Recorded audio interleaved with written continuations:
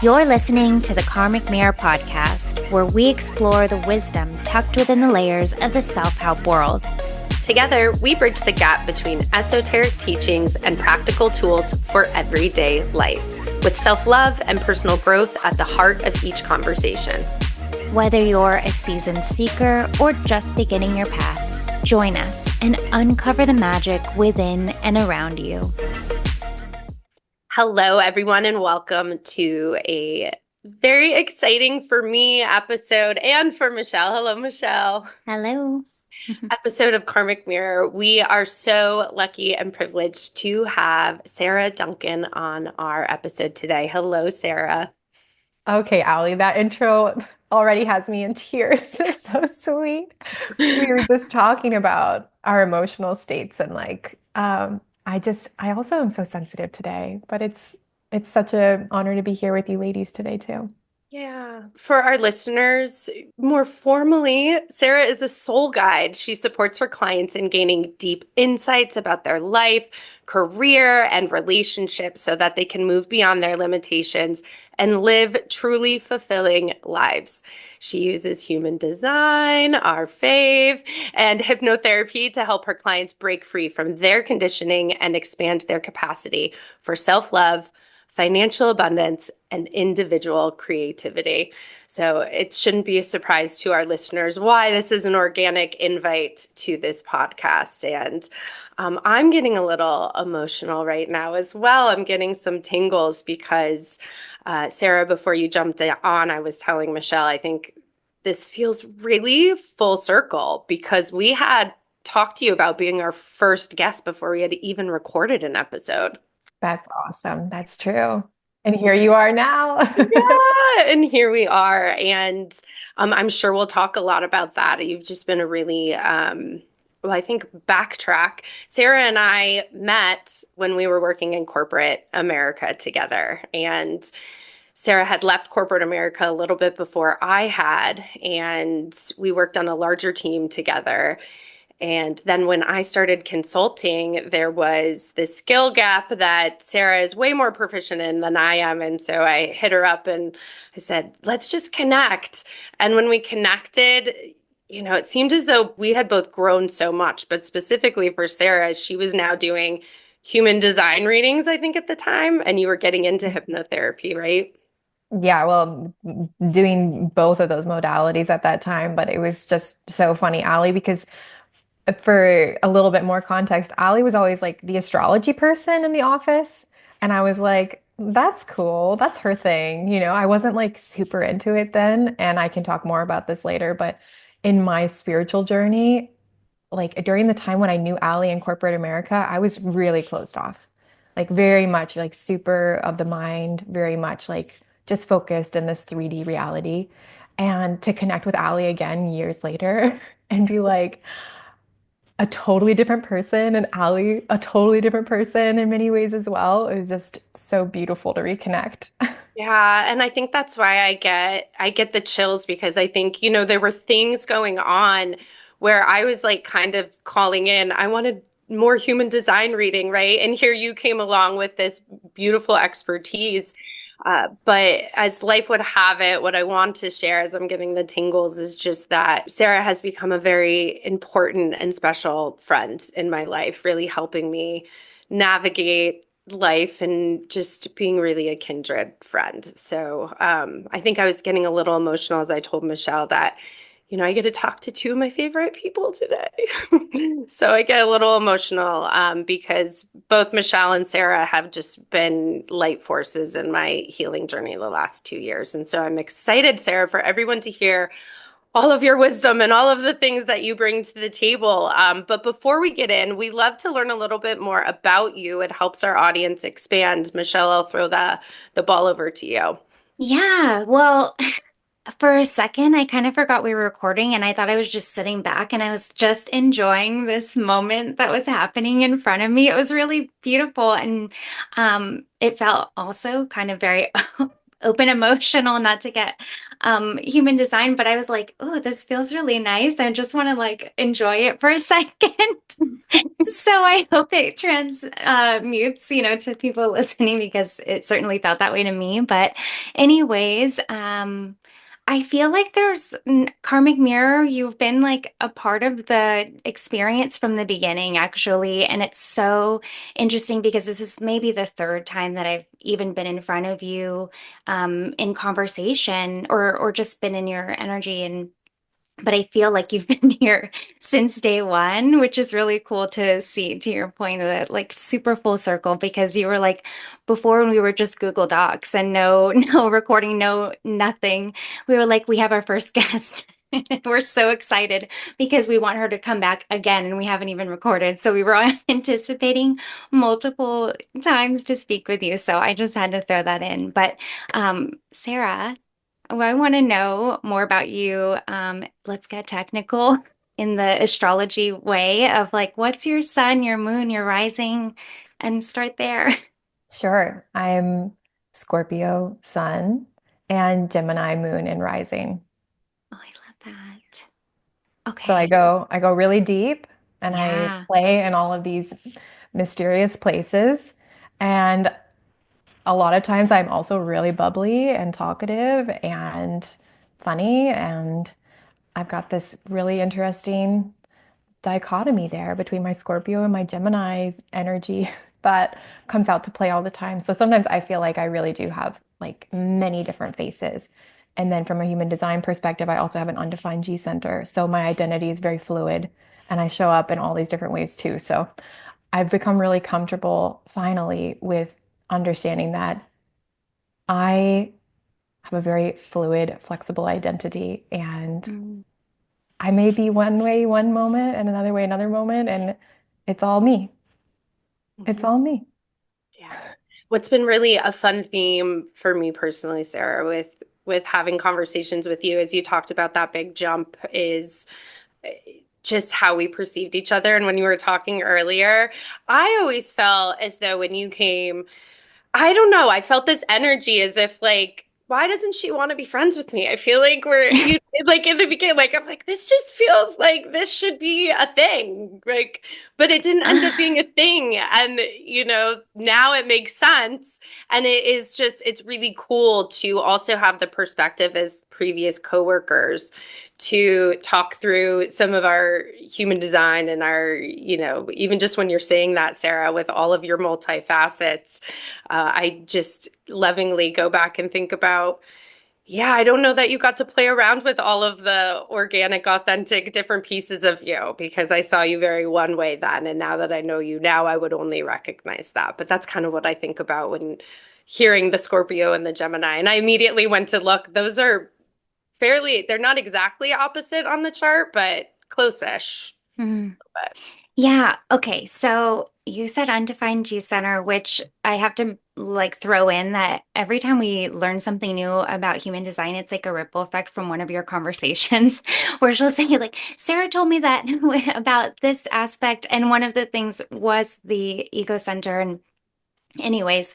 um, tell us more about your human design, whatever you want to share. Maybe we always say like top three astrology and top three human design. So whatever comes up when you hear that. Yeah. From a human design perspective, I'm a 3-5 emotional projector. My emotional channel that defines my emotional center and my authority is synthesis, which is the 1949.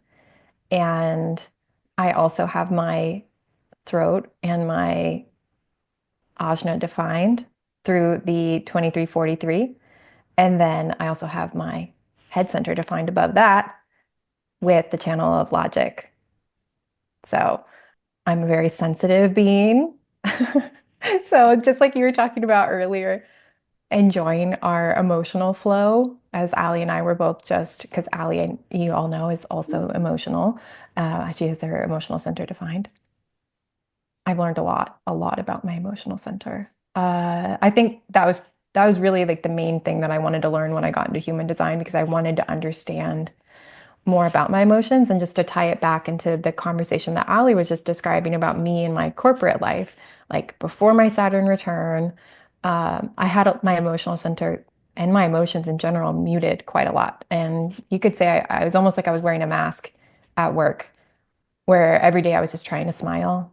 And that's the version of me that Ali got, was just this masked face to a certain degree. It was only like one little part of me. And I was known as being this like really smiley, happy person all the time. But inside of me, I had this like churning, swirling, up and downing emotional center that I was basically like terrified of, because anytime my energy switched and I went into a low, I did not want to be that person. Like I wanted to be that high person. I wanted to be that person that made everybody else feel high.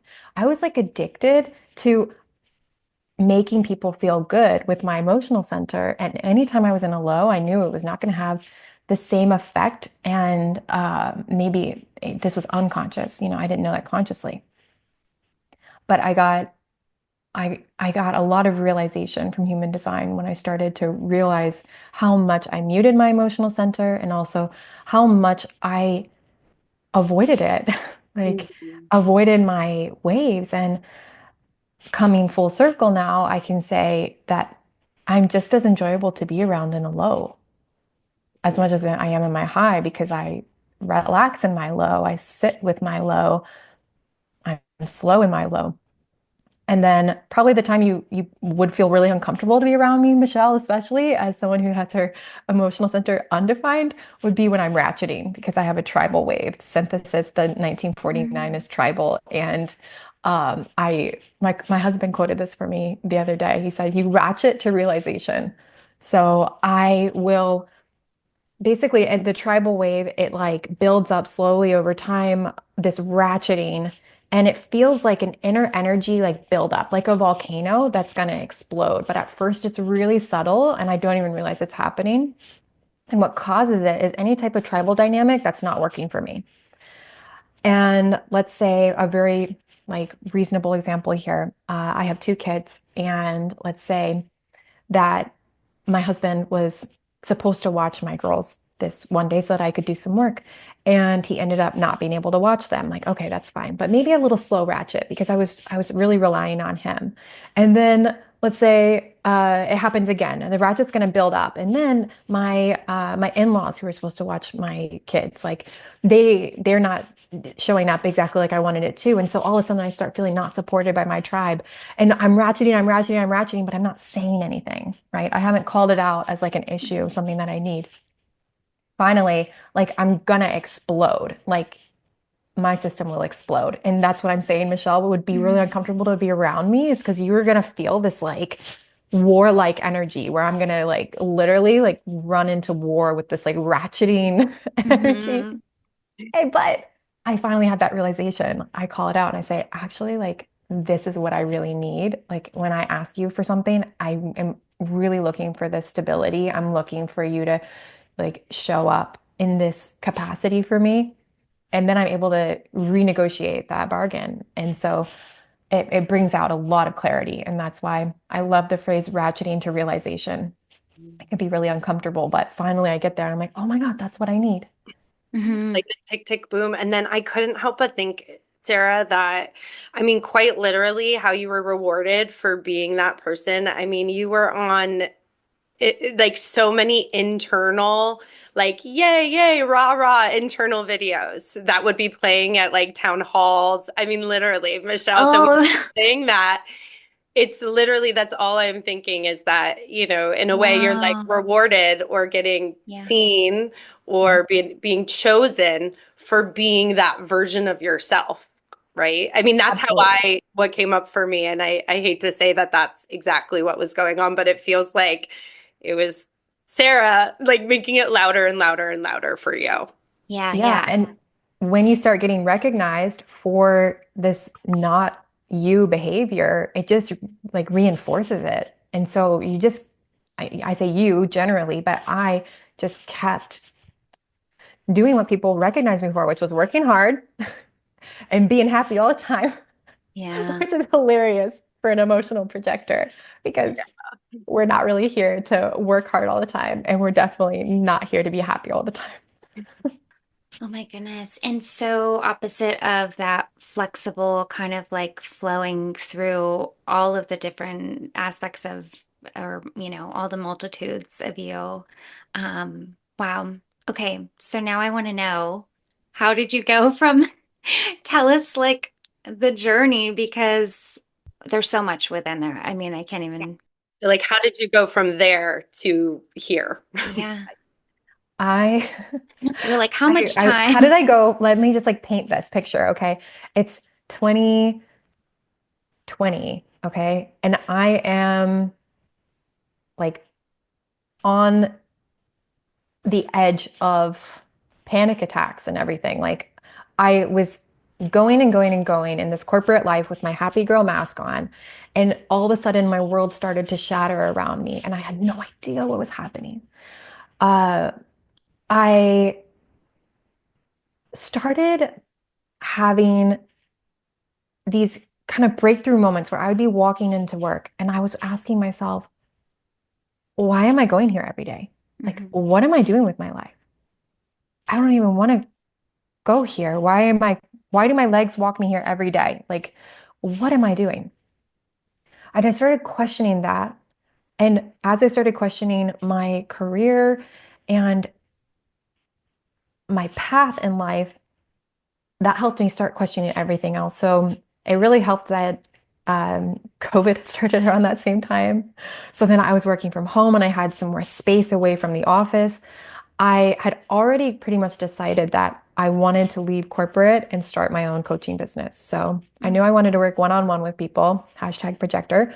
I wanted to work one-on-one with people. I wanted to work in a more personal capacity with people. And as I started my coaching business, I started off career coaching because I was like, well, I'm a 3-5, right? Third line experience. I'm like, I have experience now. I'm changing careers a few times. I can coach other people on their careers, you know? And I started working with people in that capacity. And as I was doing that, forward facing, I was learning how much I still felt like I was in this little corporate box, trying to keep my happy face on. So my social media was so difficult for me. It was so hard to get out and talk and share because everything, I still had this lens that I was looking through at myself, this really critical lens, looking for me to present myself in a certain way. So my voice was still like corporate trainer Sarah, is like a very rehearsed type of voice that I knew people responded to in that space. Again, like just feeling like I couldn't share anything that wasn't super positive. It's difficult to like find my own voice in that. So I was working with clients and I liked my work a lot, but I was learning a lot about myself on the back end. I mean, entrepreneurship teaches you so much about yourself and especially about your shadows, you could say, about these programs that you might be kind of stuck in that are limiting your expression in a lot of ways. So that was happening. And then at the same time, I Do you was remember, also, Sarah, what were some of those shadows back oh, then? yeah. I mean, some of them I've already mentioned, but definitely a lot of insecurity around how I show up and how people perceive me and receive me, especially because a lot of my following then were my friends who knew me in my corporate life, who knew only Mhm. that version of me.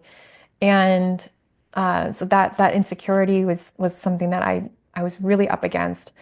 Again, that shadow of really just trying to be happy all the time, trying to avoid my emotions, um, just feeling really nervous about sharing my like real ideas, and then feeling really nervous about sharing my about my spiritual awakening that was happening at the same time, because again, it was like a different world. It was like I was speaking a different language to people all of a sudden, and then I was trying to like meld my old world with my new world, and it felt like I was living these two different lives where like one version I could show up and be corporate Sarah, and then the other version I was like the shamanic, journeying, crystal loving maven over here. Like, how do you put those two together? It doesn't work. It's like I was trying to just dance between them, and at the same time, then I just wasn't being true to myself. Square peg, round hole. Yeah. So I was really, really struggling with that. And I would say what helped me a lot was time. What helped me a lot was my third line process, testing things out. But around that same time, I would experience these different modalities that I've come to use with my own clients. Because what I found was in my coaching business, I worked with people in their career, but a lot of times it wasn't like, I just need a better resume and I need to know what I want to do with my life. It was actually working through a lot of their limiting beliefs, a lot of their shadows, a lot of what they had in their minds that were things that were really holding them back in their lives. And so I started being really curious about the subconscious and the unconscious patterns that we have. And I realized that, especially with a tool like hypnotherapy, you can address not just, the what you're aware of, your conscious nature, which you can address in like a coaching conversation. You get a lot of the conscious uh, type of awareness. But with tools like hypnotherapy, you can go into the subconscious. You can go into those unconscious patterns that people may not be aware of consciously and begin to unravel those, begin to repattern them. And so I needed that personally for me to help me along my journey and showing up more authentically, helping myself decondition my voice and use my actual speaking voice again, which is a lot deeper and slower than I was used to. And my clients needed that type of work too. But then I had to like switch around my whole business model. So again, I keep talking about the third line, but it's been so much a part of my process. Like my business has evolved with me over the past 5 or 6 years as well, because every time I like jump up and I like expand in some way, like my business does too, and the clients that I bring in do too. And so I kept getting more spiritually minded career clients. And then I started getting kind of bored with career and I just wanted to like expand. I was like, I want to talk about relationships. I want to talk about love. I want to talk about sex. I want to talk about um, past life experiences. I want to talk about trauma. I want to talk about your galactic soul. Like I want to talk about all these things and the collective consciousness. Like, Michelle and I are getting like closer and closer to the cameras, Yeah, like, yeah, yeah. same, same. Yeah. Well, and so kind of going back, like where did it, I mean, you've said so much and like there's so many places I want to go, but I also want to know like what put you on to like the human design and your spiritual awakening and all of the different things um that you were kind of experiencing around this time, like where all of yeah, that. I I'm know it's asking so many questions, but No, I think it's really helpful to kind of look at it. The big picture is when I was really young, like I remember being an 8-year-old in the library and like checking out books on every religion I could find. Like I was so curious for answers. I was like such a scholar, it's such a projector thing, but like I was so curious about how these different approaches are to try to like find answers. I'm like, what is God? Like, I was brought up in a non-denominational Christian style type of family, I guess, but nobody, like the adults in my family weren't actually that religious, but we went to church on Sundays sometimes.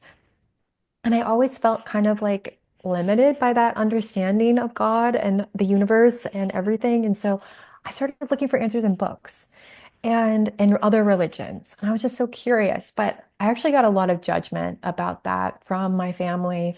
And I remember just kind of turning it off because like I had 4 older siblings and none of them were religious or spiritual. In fact, they were more atheist. And I remember getting kind of embarrassed by my curiosities and just shutting it down. And so for most of my like young adult life, that's kind of where I was I shut down a lot of stuff. Like I shut down that sensitivity. Like I was literally like an 8-year-old reading about paganism for dummies. Like I got paganism for dummies from the library. Okay. Like, And that's all it'll take. We do a lot of episodes talking about that programming when you're a child, and that's all it takes is to yeah. feel stupid or silly or embarrassed one time. yeah, I remember I made my own little ceremony, like the book told me, and I got earth, water, air, and fire, and I sat in my backyard and I did my own little ceremony. And then afterwards, I was so deeply ashamed Mm. Oh. because I was like, I can't tell anyone about this. Like my whole family would think that I was crazy. Like, So then I was like, I shut that book. I was like, we gotta return it. We gotta return that one. Oh my Wow. gosh. So it was really you, I mean, in hindsight, you were aware of that connection back then, it sounds like. Yeah, Mhm. exactly. And my brother passed away unexpectedly when I was 18. And that had a big, profound impact on me as well, because again, that brought up the ruminations of what happens after we die. What, again, Christianity didn't answer those questions for me thoroughly enough. I wanted more answers. It was kind of like my always, I guess it opened me back up a little bit. And again, though, I was really focused on my studies and college and being a young adult. And then around 25 was when I started like just wandering again. Like it was like a little bug in my ear that like wouldn't go away. That was like, what happens after we die? What is this life? What is this reality? What are we all doing here on earth? What's a soul? Like I had all these questions that were like, "Psst," and I was like, shh, shh, no, I don't have time for that. Like I'm just trying to climb the corporate ladder over here, okay? Like, and like go out and like hang out with my friends. And that voice wouldn't go away. And I remember having a really profound experience on a hiking trip in Chile because I was traveling and I watched the sun go down over this big canyon. And the sun, just as it dipped below like that orange peak in front of me, this wind blew past me. It was like this cold desert wind because at night it gets really, really cold. And this cold wind, I swear, held these whispers of my ancestors that were just like washing over my face and my whole body. And it was like this big washing wind of like love. And after that, happened, I had a really hard time going back to my regular life. And I had a really hard time ignoring the whispers. So all of that just kept building up until I got closer to my Saturn return. I was really lucky to have wonderful friends in my life who were more open spiritually, and they started cracking me open too. And they made me pretty uncomfortable because I was like, what? Like, what, manifestation? Like, what's that?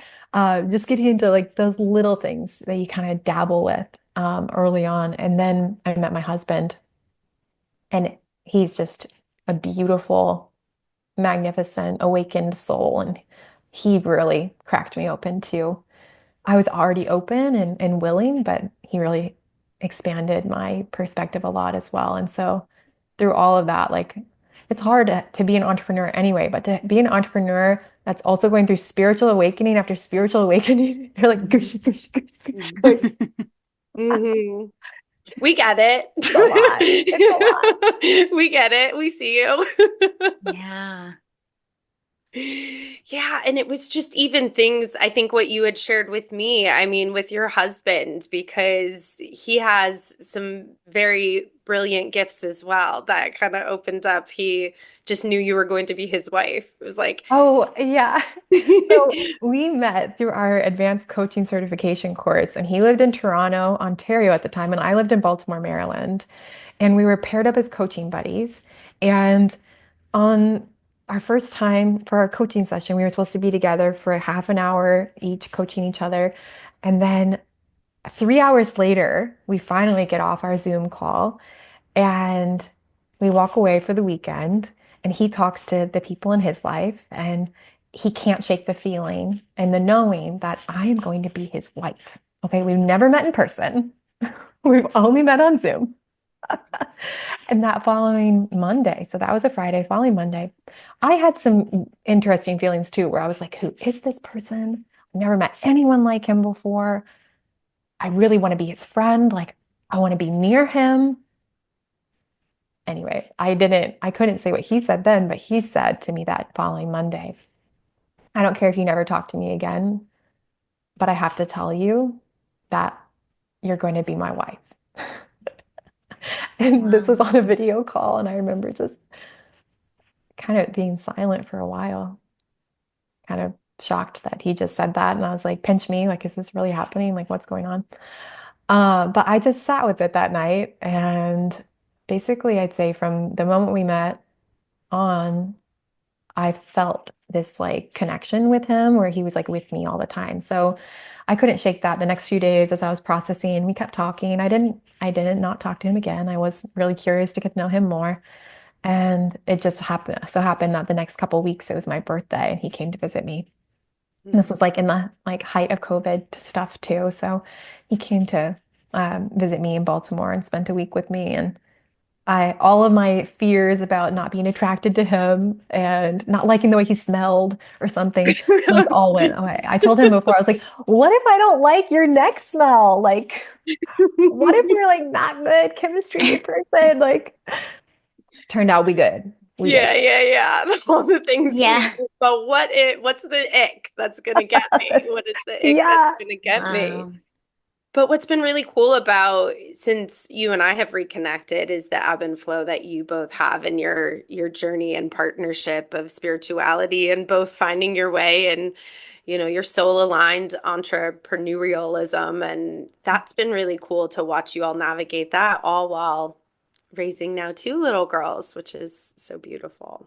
Oh Mhm. yeah. No, we signed up like this soul contract, like we signed up to like ride life together. And from that meeting onwards, like Ali was just talking to, we learned a lot about relationships together. He's taught me so much about love, like true love, and like making your own rules in relationships and not trying to live by some conditioned expectations of what a relationship is, but instead like really being there for the flow of each other's lives. And he's actually been such a champion for me about my emotional system and helping my emotional system come online and like just looking at things from a higher perspective so that we can love each other for who we are instead of wishing that we were could be this for me or that for me. Like that's really high level, but it's it's it's been an amazing container for learning. Let's just say that. Like we all know relationships teach you so much.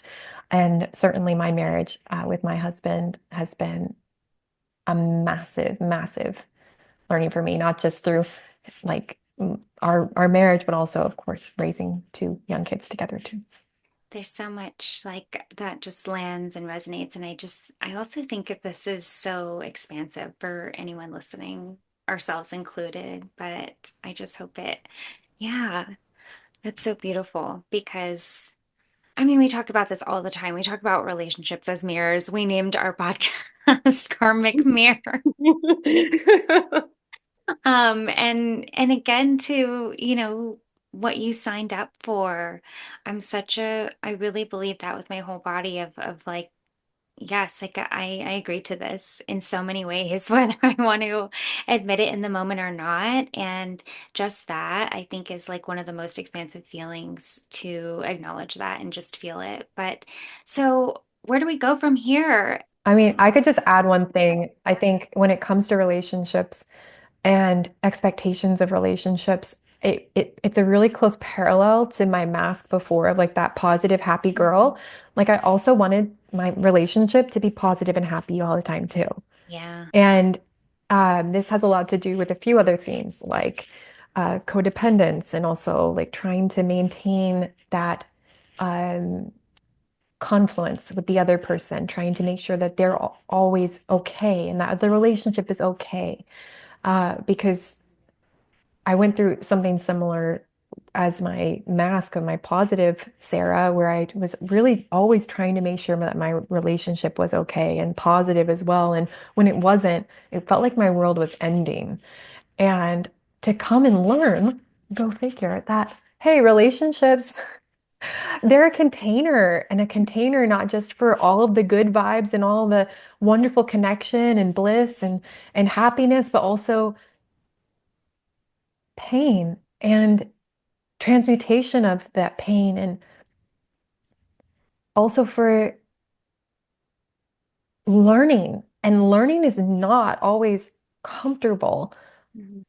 to be able to hold each other and hold space in conflict, to be able to hold space for someone else when they're going through a massive shift in their life and they're not available for you. Or maybe, Mhm. I'll make it personal and talk about myself.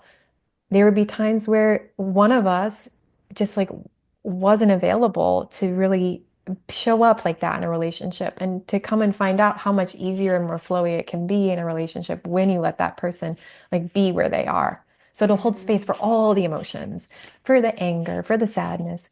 Like I've learned a lot about what real love is from this relationship.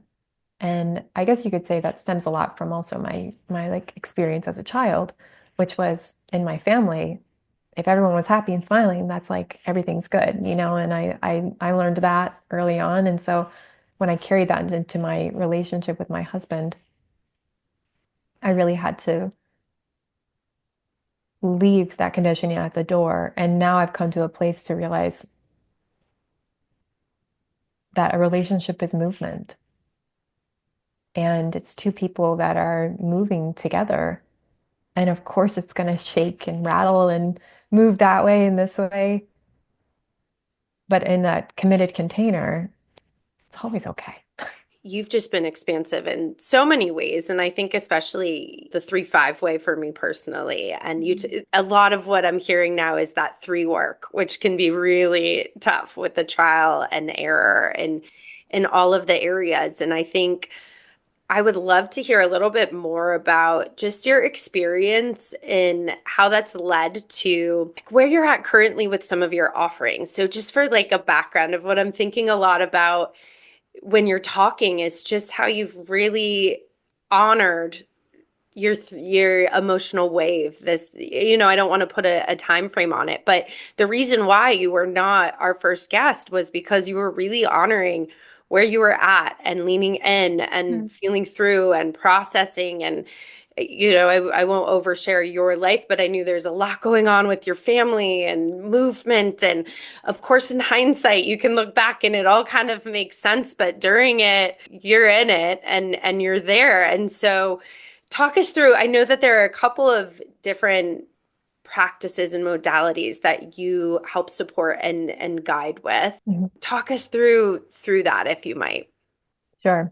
And no worries oversharing my life. I'm literally here like to share everything, like open book.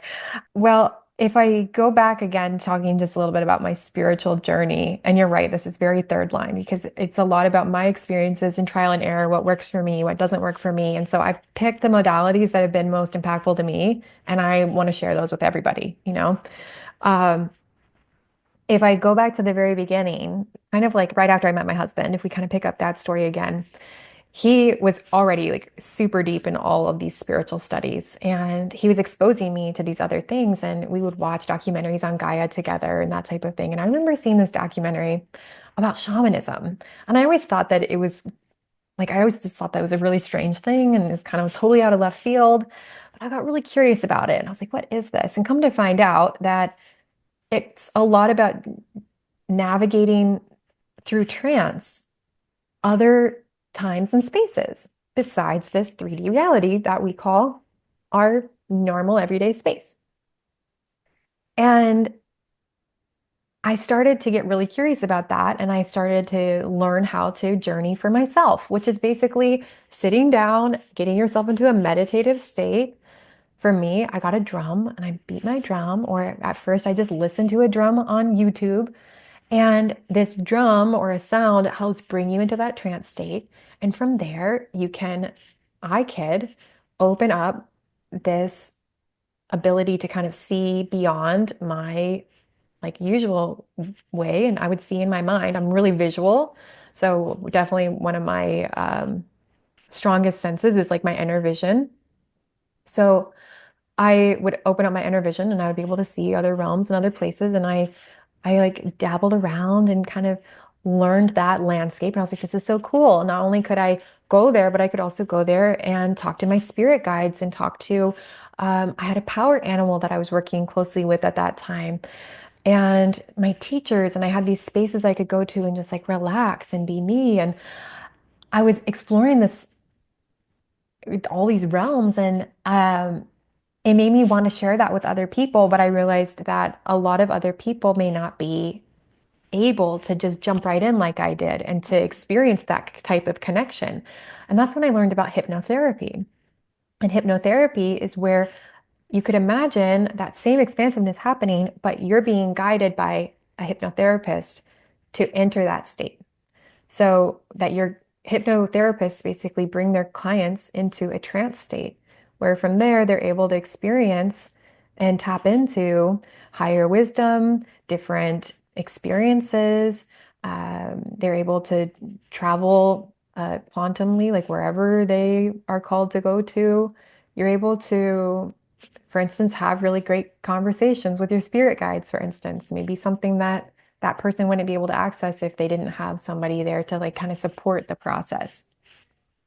And so not only that, but it's an amazing tool for subconscious reprogramming and helping people recognize the root of what it is that is like keeping them stuck. So let's say me with my which one of my shadows should we pick on? I know. I was thinking, Um, I was like, that's what I was saying. I know one, but I'm like, I don't want to throw it out. Well, no, do. you had told me when you were having some fears about your daughter. I don't want to get like it's Oh emotional. yeah, so this is great. Yeah. For instance, I had a ton of unreasonable fears about my daughter. At the time, I only had one, getting burned in a fire. And I would get nervous at night. Like I was really an anxious mother a lot of the time because I was so worried I would lose her. I was worried about her dying. And I didn't really know why. And in a hypnotherapy session that I went under, my hypnotherapist at the time guided me through it. And I had a past life experience, or you could say almost like a parallel life experience, I guess, where I was actually living on another planet and I was in a different type of life form, but I was in a body and I had this beautiful family, and our planet was under war and it got destroyed. And we were able to flee. We were able to flee, but only some of us made it out. Like it was like me and two of my kids, and I think I had like 10. And I came to understand that, and just looking at that and seeing that scenario like brought up to me at the time, I saw the in my trance state, right? I like saw the souls of my children who didn't make it in those fires. They lived on, like they moved on and they moved into other lives, and there was no death. And experiencing that in that trance state, it was an instantaneous healing for me, where it reminded me that even now, we don't die. Like there's really no one's ever leaving us. Mhm.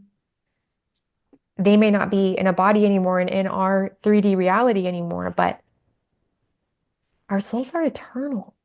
And so that type of healing for me, it actually like it just helped me relax into motherhood. It helped me relax into enjoying the time that we do have together. And I wasn't so worried about them leaving all of a sudden. So it brought about this understanding that was just instantaneously healing. Mm. And since then I haven't felt that same anxiety. Yeah. Thank you for sharing that. I think it's a heavy one, but I think it's a really good example of how because you were under hypnotherapy, but now Mhm. you also are a practitioner for hyp. Mhm. Is that the best way to say it? Yeah. Yeah. So I went on to become certified in hypnotherapy, and I've taken a few different people's certifications, like Mary Lee LeBay and then Dolores Cannon. I also studied under her for her quantum healing hypnosis technique, which is QHHT. And that brings people into a really deep trance. And I mean, whether you're with me for a QHHT session, which is upwards of like 4 hours long, the trance What is is only about 2 hours, but QHHT for us common folk here, Sarah? On the other yeah. hand, what does that mean? QHHT is quantum healing hypnosis technique, and it was a technique developed by Dolores Cannon. And what it does is it is a it's kind of like a master session to really bring in all of the things that have happened in your life and have them out on the table and then go through hip, a trance experience for about 2 hours where a ton of healing can take place. So, in this trance experience, you may experience past lives, parallel lives. You may experience different metaphorical types of experiences to help you basically get insight into what's going on in your life. But at some point during that session, you're going to talk to higher consciousness directly. And you're going to be able to get answers about different things that are going on in your life. So a lot of people are wondering, what's my life purpose? What was I supposed to learn in this lifetime? And how am I doing with that? Why did I have the parents that I had? What should I do in my current relationship? What would be a best career path for me? Like people have all these questions. A lot of people want some healing too. They're looking for physical healing. And that can be something that's accomplished in the session as well. So it's a really powerful modality for major shifts in a person's life to get insights, answers, and healing. Wow. And you said that's like 4 hour. That can be a 4 hour Yeah, session. yeah, Wow. definitely. Because the first part of it, which is really important, is as the practitioner, any practitioner is going to get an understanding of your entire life from the time you were born to where you are Mm. now. Mm-hmm. So it's like a deep dive into your life, your programming, whatever conditioning that you've taken on.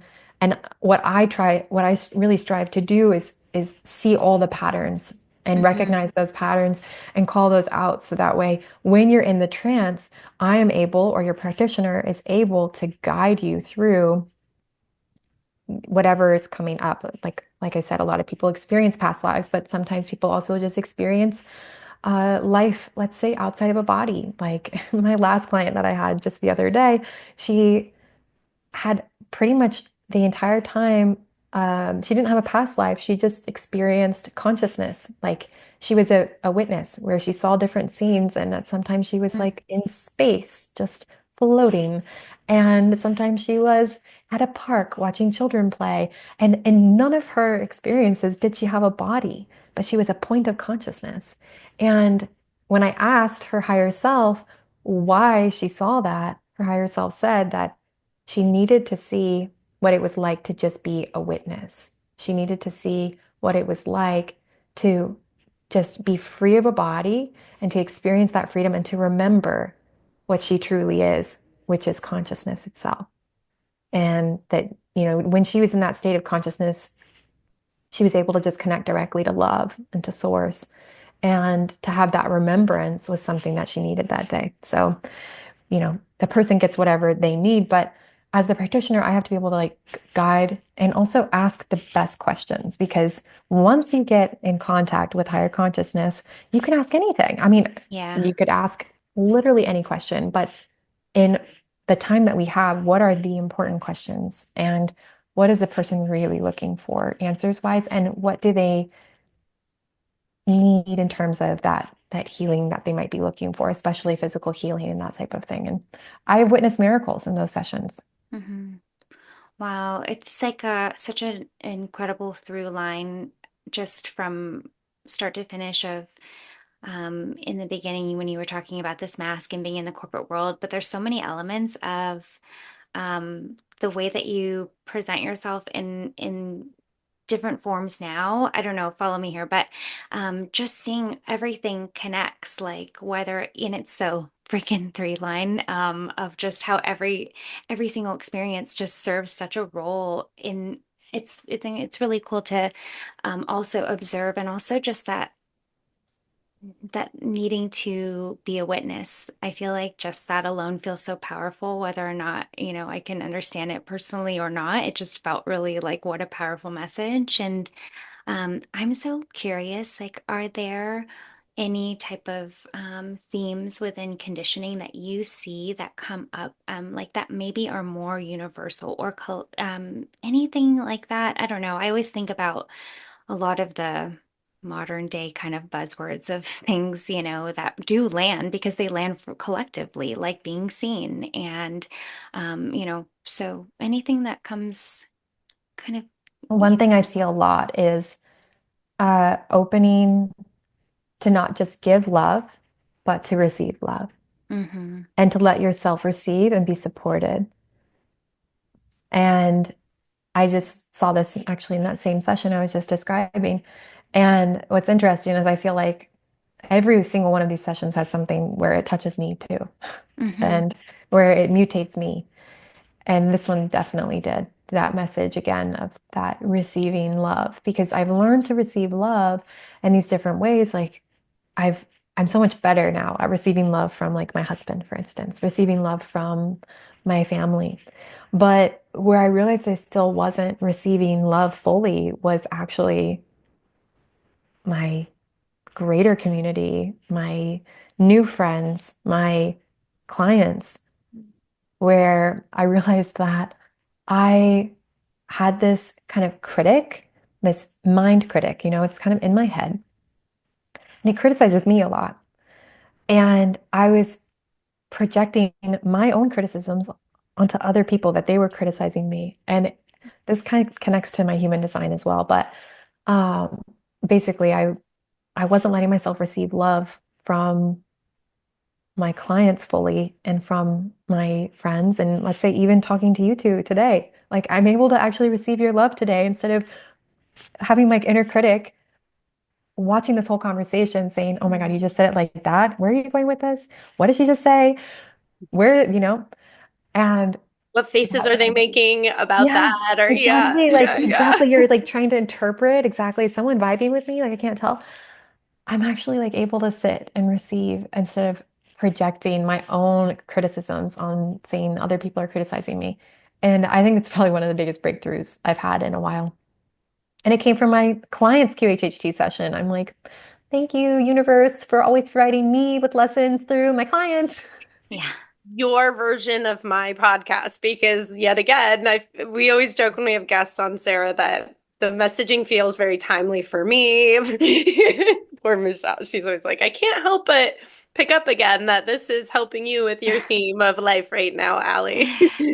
Um, so again, I've been contemplating lately, just again, Sarah, just the receiving of love has been a big theme for me. So yeah, that's beautiful. And I think about how do you connect us with, because when I think of you as a projector, and I'm not the expert on projectors, but when I think about the space you were in and your path and your journey, it feels very projector to and very three line, very 3-5 to have experienced the benefits of human design and hypnotherapy and to have gotten into this work feels very like 3-5 projector. Do you resonate Mhm. with that, or does that, like, Yeah, how I does mean, that feel for basically, you? like what I've been doing over this last while is mastering my systems. So I learned hypnotherapy, I mastered hypnotherapy, and I can intro human design now. After I had my daughter Mira, my emotional system was crazy. Okay. I mean, postpartum, poor sleep, uh, also just like pregnancy is like its own spiritual awakening. I'm like not the same person anymore, but it was causing a lot of havoc in my family. I was talking about ratcheting earlier. I was just a ratchet storm because I didn't know how to ask for help. I wasn't able to receive my husband's support, right? He was there to Mhm. support me, but just like we were talking about at the time, I couldn't receive his support. I couldn't receive his love fully. And so I felt like I was alone with this baby most of the time. And I was just ratcheting like crazy in my emotional system. It was causing a lot of emotional chaos in my house. And I started working with a another guide that I found on Instagram, a woman who I started working with, and she introduced me to human design. And that's when I learned that I was an emotional projector. I learned my husband, he's a 2/4 self-projected projector. That's why the weekend after he met me, he talked to everybody and out came his truth. I'm going to Mhm. marry this woman, right? Like he knew it then. Self-projected projectors have to, like, they often speak their truth. And human design just completely changed my life. It completely changed and elevated my relationships and really opened up a lot more in terms of like self-love for myself, to understand my third line process, to understand my emotional energy. Like I didn't know why one day I had a lot of energy and the next day I was like a couch potato, like I couldn't move. Like I'd be exhausted. And the solar plexus as an energy center, it's it's called a motor in human design, but it actually takes up a lot of energy to process all of those emotions that are moving through. It's like constantly processing information. Mhm. The solar plexus as an awareness center is the most complex of the awareness centers, and that's why it takes a longer time to come to clarity. And it's why it actually drains us a lot. So I tell Ali all the time, I'm like, the best thing you can do as an emotional generator is allow yourself to have inconsistent exercise. One day you're going to be up on your bike, you're going to be biking, you're going to be having this Yeah. high energy day. The next day, if you got to do some slow yoga. Okay, you got to do some or go for a walk, like keep it chill. And I had to learn the same thing for myself. I was also magnifying sacral energy. My daughter is a manifesting generator, and so I would go with her, and then I would feel absolutely exhausted at the end Mhm. of the day. So I had a lot to learn in terms of my energy management, my emotional system, but then also relationships. And when I use human design for my clients, I love building an understanding of them personally, their own energy and how their energy works, obviously, their strategy and authority, how they make decisions, and how they can kind of navigate this material plane, but also what's going on in their relationship dynamics. Mhm. Mhm. Because it is absolutely fascinating to have watched this play out in my own marriage. My husband is a 2-4, right? That second lines will withdraw. They'll go away when they need their own personal time, but they Michelle's also a 5'2". okay, so Michelle, you know this, and this is your body Mhm. that does it too. So you probably get freaked out sometimes when all of a sudden you're like moving away because you don't know why. Mhm. You might move away from people and not want to be around someone. And it's actually protective. It's like protective of your energy. And my husband would Mhm. do this. He'd like withdraw from me. And it's like he was on a different planet, but he was in my living room, but he was like Mhm. not accessible. And I took it so personally until I learned that it's mechanism. Mechanism is a word that I love in human design, and it helps describe how different energies are intertwining and reacting to each Mhm. other. So when a second line is they need their recharge alone time, when they need to not be around someone that might not be good for them at that time, they're going to pull away. They're going to go away. And other people, if they take it personally, that's up to them because technically it's mechanism.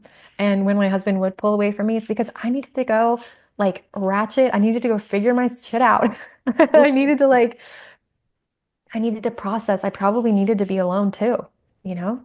So much of the time, mechanism is happening for us. But I mean, another simple example of mechanism is what we've talked about already. Just the fact that somebody with an undefined solar plexus is going to pick up the emotional energy of someone with a defined solar plexus. They're not going to pick it up, they're going to magnify it.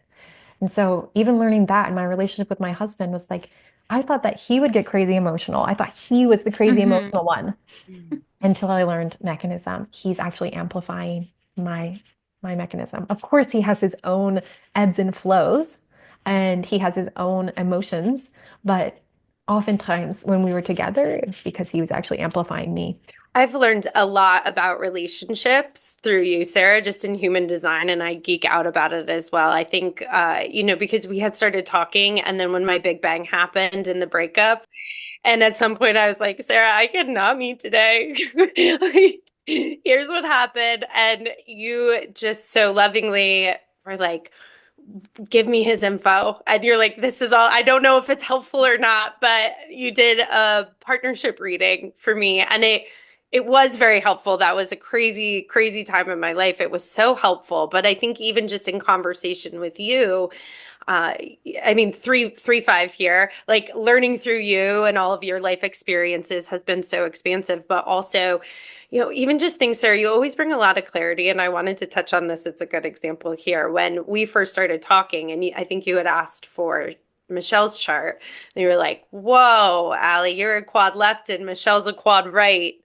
And I can't remember what you said about that, but it's just another way of thinking about relationships. And, Michelle and I, why I love partnering with Michelle so much is because we really do try and see each other for our designs and support each other in that way. That aspect, I think that was one of the first things we learned through you of the many different, just kind of like little, I don't know, it's like little nuggets that have trickled into our conversations and then maybe turned into an episode or whatever it is. But that aspect is, and I selfishly want to, I want to know more about this, if that is even the quad left, quad right. Yeah, like what about that was like such, because for us, I don't know, I only know about it through your conversation with Allie and what she's Mhm. told me. But it's Well, something that doesn't come up that often, actually, or at least in this little tiny bubble of the internet that I yeah, I mean, see. if you look at, so what we're talking about with quad left and quad right are the variables. And they're not in every chart, but in certain charts, if you pull your chart, you're looking for the arrows that show up around the head of your chart, right? And these are describing your environment, your digestion, your view, and your motivation.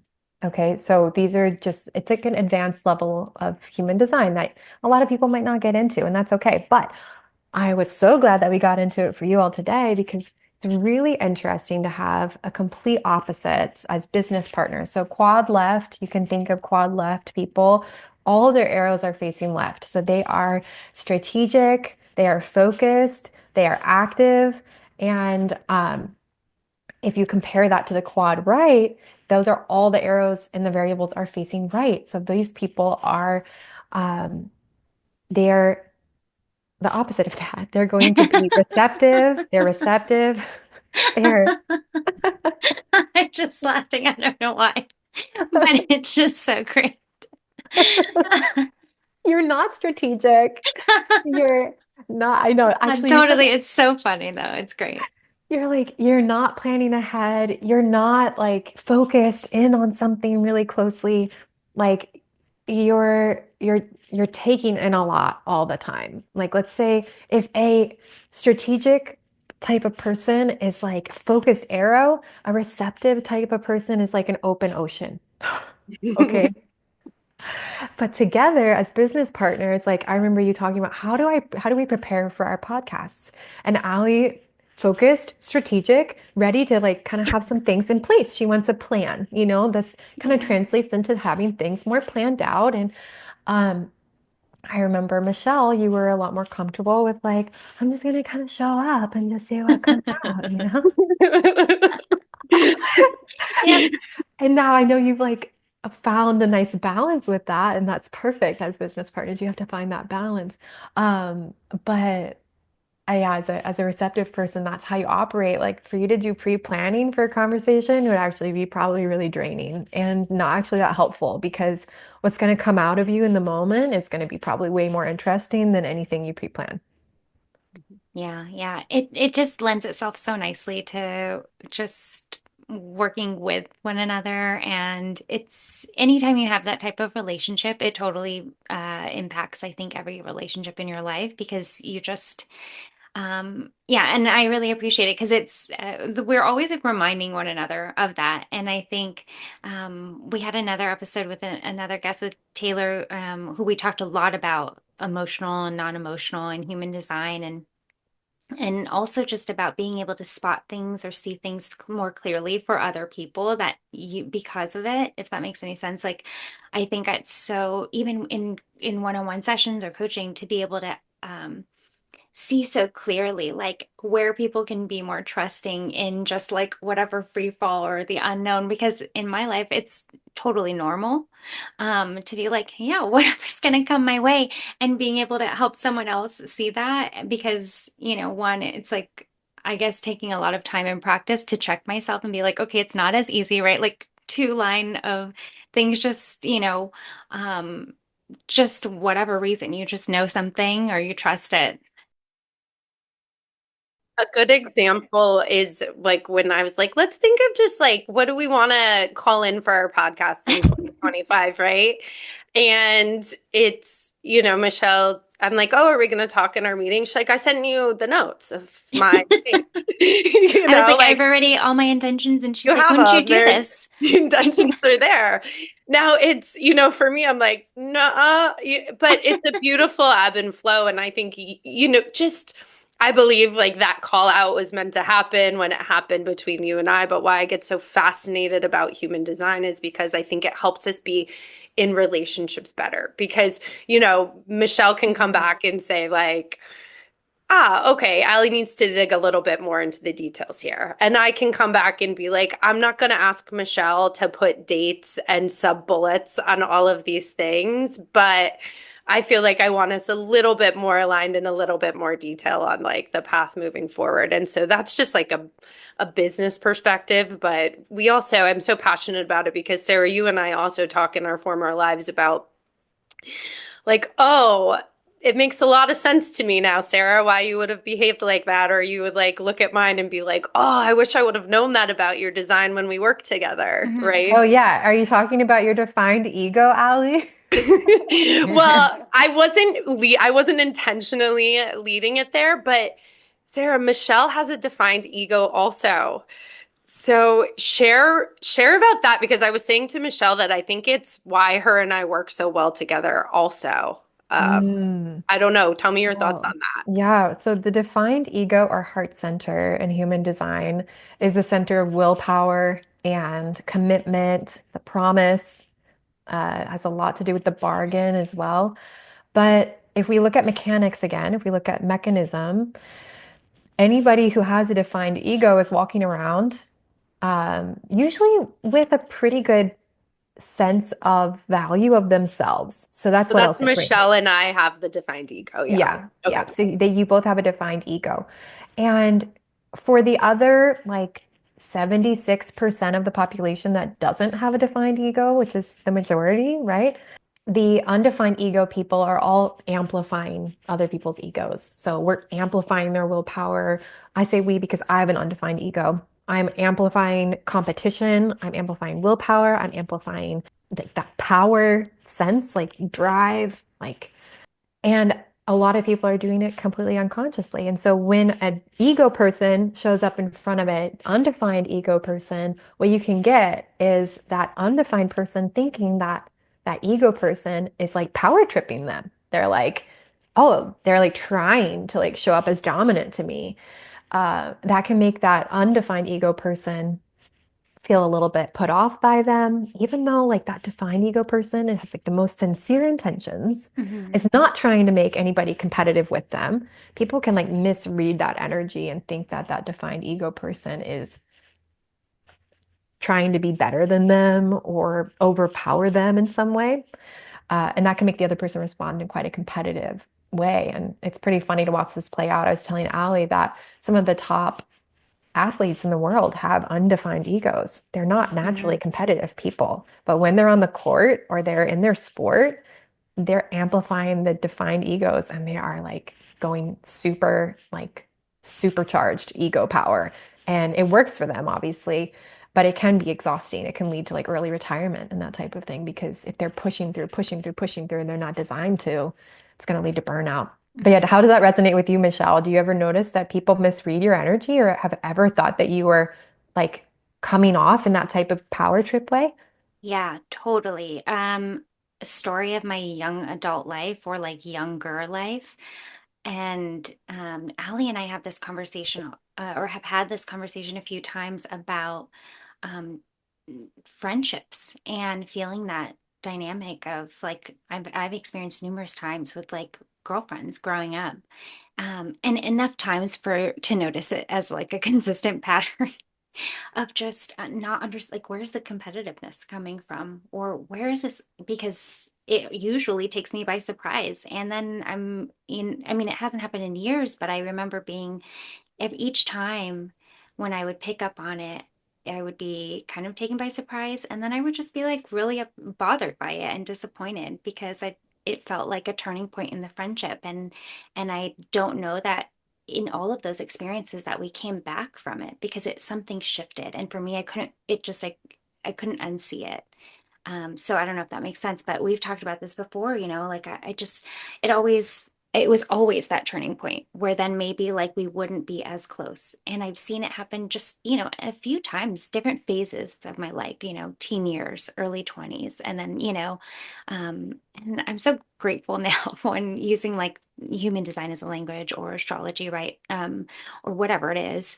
And being able to have those different type of friendships as an adult where we can just recognize those different or differences and really appreciate them and mirror, understand what we're reflecting, what we're amplifying and not, I think is it's such a wonderful tool that I'll forever, it's yeah. And it's no like hierarchy or better or worse. But Yeah. I think what Michelle and I were saying, Sarah, is it almost I'm hearing your head come back to me when I think early on I can hear our voice notes because Sarah's also a deeply special voice note friend of mine too. We spend a lot of time on our voice notes, and you were like, "Whoa, your ego's defined," and you were like, "Here you are walking into the meetings, like, doo doo doo, I'm here, everybody," and with your gift 37, like, we can all win here, and everybody else is like, "Whoa," like defined ego walking in, and I think like that is how I think about it. And when,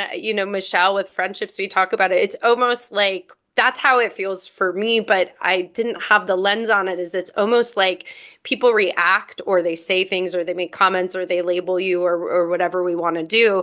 And you're so taken back because it just feels not even close to where how you feel about the Yeah. situation, the person, the thing. Like I wasn't competing. Like I don't care if I have the nicest dress or like if this guy likes me more or less or I don't know. And those are just maybe juvenile or friendship experiences, but that was a real aha for me. Yeah, yeah. It just makes you look back on those experiences and have so much more depth of understanding and the wording, the language to be able to just see it differently versus in the past, you could slice it a million different ways, right? Like I think toxic femininity or whatever, Or is it toxic five relation. line? That's where it can get. Yeah, and maybe it's all of it can be more than one thing, but I really appreciate being able to the that G center, like maybe just unlocked a different type of knowing for me,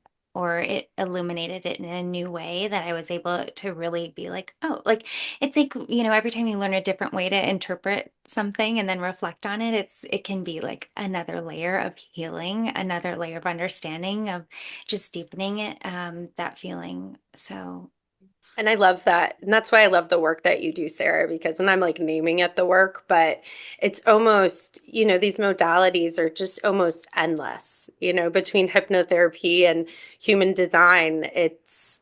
I'm sure you have clients that come to you multiple times for different things because you can, right? Like we could have a whole session just about the ego center and how mhm. you can use that for your highest good. What are some themes in human design that you see come through, or what do people like to talk about with you? A lot of people are really curious about what they're meant to do with their life. And they want to know about their career and like if they're in the right career, if they should be doing something else, because maybe they feel called to something else. That's something I get a lot. And I like looking at, of course, like people's like main like big placements. For instance, their like personality, sun, earth, and their design, sun, earth, and kind of looking at their incarnation cross to see that energy that they're holding to help them interpret that. But what can really guide people the best is their own inner authority. And so a lot of times it's about reconnecting people with their inner authority. And a lot of times, even if you're a sacral generator, people think that must be the easiest authority to have because you know in the moment, it's just like a pulse. You just get that like that urge, that energy to move a certain way, or you say that a yes to something, it's like so obvious, but actually the mind then can come in and really take over and start making you question that inner feeling that you have. So even those authorities that know in the moment, the sacral, the spleen, like it's not always that easy. And I like helping people disentangle all of that mess, all of that noise, and come back to their truth. Obviously, I love when I meet an emotional person and I can help them understand their solar plexus and what's going on there and help them understand that, hey, we're not going to get an answer in this session because you got to process this afterwards. Like, um, and that's really, really impactful to me. But something I really love bringing light to as well is like relationship reading. So Ali mentioned that I gave her a light relationship reading after her previous relationship ended, and it really helped her reflect and understand some of the mechanisms at play there. But I love providing that insight because then suddenly it's not personal anymore and you can see each other in a different way. So I do readings too where I have both people together and I'll read each of Mhm. their charts and then we'll talk about the relationship dynamics as well. And those are really beautiful readings. I love those types of relationship readings too. So those are some themes that are coming up for me right now. Mhm. When you talk about mechanisms, is it primarily the open and the defined undefined centers, or does that include like the gates, the chant, like Yeah, just everything. I'm going talking outwards? about literally like energy mechanisms. So it's Huh, literally energy. It's when you're fascinating. in someone else's aura, it's when you're receiving someone else's energy. It's mechanism. So mechanism is just the word for like the mechanical things that happen when we're interacting together. Hmm. Yeah, so it's the channels, it's the gates, um, it's everything there. Even your personality, like mechanism, like I was talking about as me a 3-5, my husband's a 2-4, how he'll shut down that second line. He needs a lot of second line time. You can do that for different profiles as well. So in relationships, I'm always curious about the profile and how they're interacting together Hmm. too. So interesting to me. Okay, so let's talk a little bit about what you're up to in terms of, yeah, like you're doing one-on-one sessions and you have I really need to write this down because I wrote QHTT. Did I get that wrong? Is it Oh, Q? QHHT. Yeah. So how are you working with people? Oh, Yeah, yeah, what does it I'm look working like? one-on-one with people. I do offer human design guidance sessions, human design readings. So if you want a reading, you want me to sit down and tell you all about your chart and talk through it and get some life guidance, I do that. But I also do general guidance. Let's say maybe you've already studied up on your design a lot, but you're still looking for some guidance. I'm going to look at your chart and I can provide some insights for you. The other way that I work is with hypnotherapy as well. So, in that case, I do hypnotherapy sessions. So, I do offer the QHHT sessions, which are the longer, more intense ones, but I also do 90-minute hypnotherapy sessions as well, one on one. And in those cases, we choose a more focused approach. So, we'll look at maybe one thing that's coming up for you right now and then I'll bring you into trance. We'll get some understanding out of it, probably connect with your higher self, spirit guide, or whoever else comes through to provide some insight, some healing, and then that will conclude the session. So that's really the main ways that I'm called to provide my guidance right now. Mm. Who do you think, Sarah, who are the people that might benefit the most from your work? What are the type of clients that you call in that you see benefit from the type of work that you give and do? I know from my design as well, I have a split in my energy, and the people that magnetically fill that split are people that are going to be open to me. They're open to my guidance, and they're looking for making some progress in their life. So they might feel like they're at a crossroads. They may feel like energetically stuck on something. They may feel like they're kind of trapped in a cycle that they keep repeating in their lives in some way. And I'm really good at coming in and breaking that cycle, at providing that Mhm. like lightning bolt of insight that mutates someone so that they get that clarity. Just being in aura with me, I actually create that possibility of people to get these insights about their lives and about themselves. So I might be the one that says it, you might be the one that suddenly gets that breakthrough insight yourself, but anybody that's really looking for that clarity in their lives, it's looking to make that forward progress is my my favorite clients to work with. Yeah. I mean, I cannot speak more highly of, I've not been in session with you for hypnotherapy, but feel like we have been in thousands of human design sessions at this point. But I think for us, just having that 3-5, the emotional wave, we learn a lot from each other through talking through that. But I will say one thing that I really appreciate about your gift, Sarah, is that, and it is a gift because how easily it comes to you, and I think it flows. I won't even be referencing anything human design. We'll just be sharing what's going on in life or when we're stuck, and you just will pull things out of my chart that make it really click and really accessible and help me to really understand my mechanisms. And again, it has just made a world of difference. When I talked about in our episode with Taylor Gruey, when I said, the people I call, you are the person that I call when I'm like, am I depressed or is this my emotional wave? You and really talking through it. But I think I feel blessed not only because you're my friend and we can relate to each other in that way, but as a human design guide and someone that can give just like deeper insight to who we are and why we function the way we do. I just want to give that shout out to our listeners. If you are feeling inclined, do not hesitate in that space to reach out to Sarah. And then I know, Michelle, you had jumped on one of Sarah's group hypnotherapy. I did. I don't know when that was now. Oh It's yeah. been some time. I think you've Mhm. had like two children since then. I No, know I that was can't. before I It's been had some my time. latest baby. Yeah, that was before I had Yeah. Anaya. And both such beautiful names. But it was, yeah, I just it was a while ago, but I just remember coming away thinking, and now having today's conversation, it all clicks even more so that at the time I was kind of in awe because I was like, how does she do this? Like, it is a gift, but I think I don't know. I think to Ali's point, like some things come really natural. And I think your tone of voice, all of the things, the way that you express yourself and the experience as a whole just felt like such a right. It just all connected so well for me. It was my first time experiencing something live. I think I've only ever done maybe like the recordings, and it's not so deep as hypnotherapy. It's more of like the, to be magnetic work, which is amazing and incredible and really was a catalyst for me, but it was a different experience. And there was so much of it that I was in my head in the beginning, like really just focusing on the external aspects of like, wow, she's so good at this, and like trying to relax, but also just thinking in my mind how, I thought, how, it just all felt really right. And I really enjoyed that.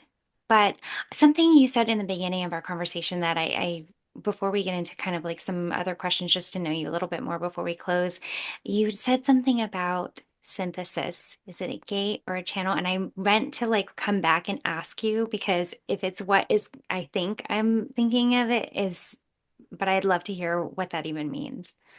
Oh, yeah, sure. I realize that depending on what area of human design you like to spend your time and attention into, they may have different names. So when I said synthesis, I'm referring to channel 1949. So that's a channel that connects the root center to the solar plexus center. Mm. Yeah, what does that gate mean? What is it? So the channel of synthesis is the channel of sensitivity. It's also known as a channel of sensitivity. And at every channel has its opposite of it. So it's sensitivity and also insensitivity. So Mm. interestingly, it's also the channel that it's the channel of the handshake, it's a channel of the bargain, it's a channel of Mm. marriage, it's also the channel of divorce, it's also the channel of war, it's also the channel that makes humans able to kill each other.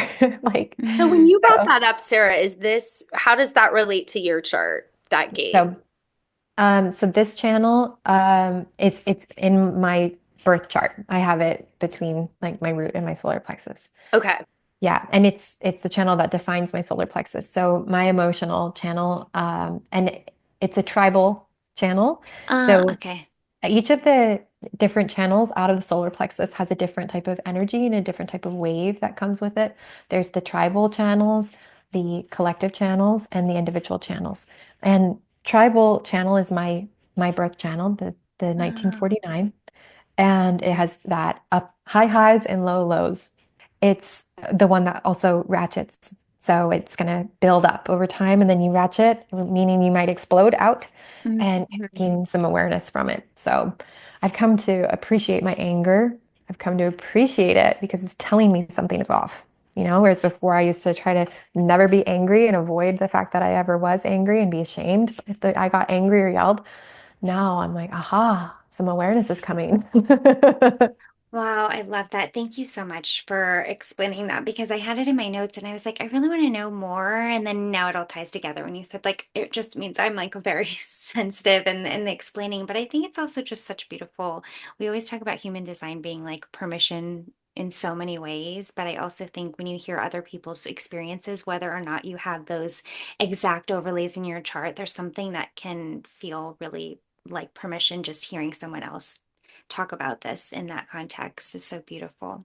And it's really helpful because in our emotion and non-emotional conversation, I had asked a little bit about the waves and the extremes. And I know I had shot you some voice notes of, wait, waves are different and they can be more extreme and less extreme. And I think that explanation of the tribal, that was helpful too. And that goes back into, again, to know, and Michelle, you always say this, to know ourselves better helps us understand others better. And so that is part of it, and Sarah, even too, we'll just think about this like having really inflow relationships, right? There might be the sense of Sarah of like, oh gosh, I told them yes, I would do this podcast. And now it's not feeling aligned and it's not feeling there, right? And so for us to understand Sarah's highs and lows, and even as she's explaining now, right?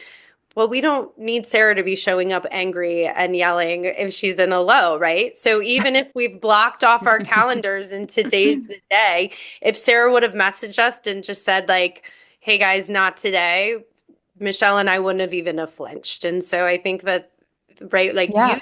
being transparent, you sharing also allows me to show up that way as well. Mhm.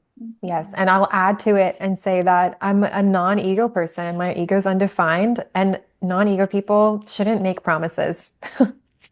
And they really shouldn't hold themselves to those extreme type of promises where I said I would do it, I have to do it. Oh my God, I have to do it.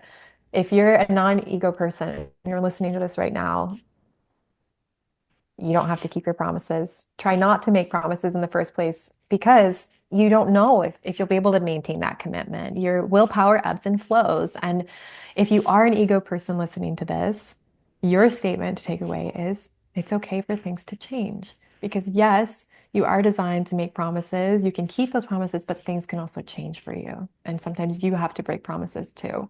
And I think if we all allowed each other to be a little more inconsistent and to allow for things to change and not take it personally, it'd be a lot easier, lighter world out there. Hmm. One I'm day. a firm believer that everything happens at the right time.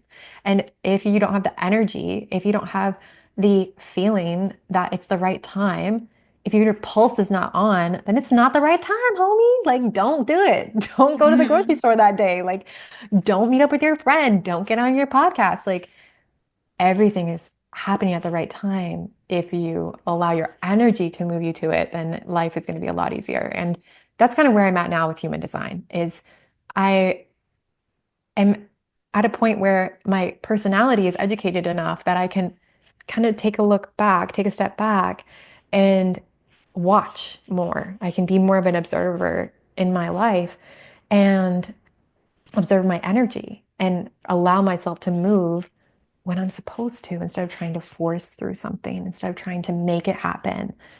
There's a lot more flow, and that's way better for me personally. Yeah. Sarah, that was so beautiful. I don't even want to ask you anything else because that was just so much in there. I can't wait to go back and listen to it myself. But I will ask you our question we close every episode with, which is a self-love check-in. What does self-love mean to you?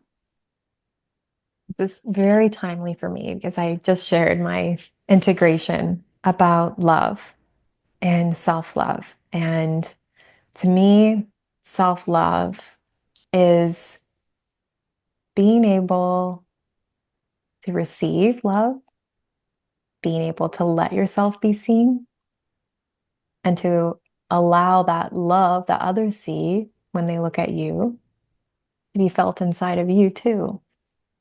Are you trying to make me cry now? I know. It's like, you're gonna get me. And it's gonna happen. Yeah, because for me, like there's so much there too about like understanding yourself, like seeing yourself for who you are, and human design's done so much for me in that regard. But right now, what really resonates is allowing the love that others hold and see for me to be truly received and felt by me. And in that feels like a big like love is like in my body, and it's just like there, it's there, fully, like allowing myself to be loved.